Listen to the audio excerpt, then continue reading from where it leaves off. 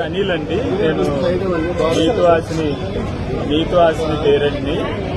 8:30కి ఇక్కడికి రావాలండి time actual గా. కాకపోతే మేము 8:32కి వచ్చామండి. ఈ 2 నిమిషాలు కూడా ఏంటంటే మాకు ఇక్కడ ట్రాఫిక్ ఆపేశారు రెస్ట్రిక్షన్స్ వల్ల. పవన్ కళ్యాణ్ సార్ వస్తున్నారని. సో నేను అనేది ఏంటంటే ఇదే లైన్ లో పవన్ కళ్యాణ్ సార్ వస్తున్నారు, ఇదే లైన్ లో ఎగ్జామ్ సెంటర్ ఉంది. సో పోలీసులు ఎక్కడికక్కడ ట్రాఫిక్ రూల్స్ పాటించి వాళ్ళ పేరెంట్స్ కానీ ట్రాఫిక్ కామన్ పీపుల్ అందరినీ ఆపేశారు. సో ఇప్పుడు పిల్లలకి ఎగ్జామ్ సెంటర్ కి ఎంటర్ అవ్వడానికి 2 నిమిషాలు తేడా వచ్చింది. 2 నిమిషాలు సెంటర్ తేడా రావడం వల్ల వీళ్ళు సెంటర్ లోకి అలౌ చేయలేదు. సో ఈ రోజు కానీ ఎగ్జామ్ రాకపోతే 1 ఇయర్ వీళ్ళకి భవిష్యత్తు పాడైపోతుంది. సో నేను అనేది ఏంటంటే ఈ రోజు ఉంది ఎగ్జామ్, ఈ రోజు ఆఫ్టర్నూన్ ఉంది, మళ్ళీ రేపు ఉంది.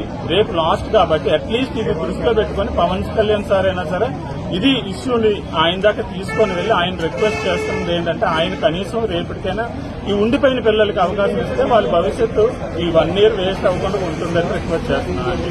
ఇది వీళ్ళు ప్రాబ్లం అని కాదు, పోలీసుల ప్రాబ్లం అని కాదు.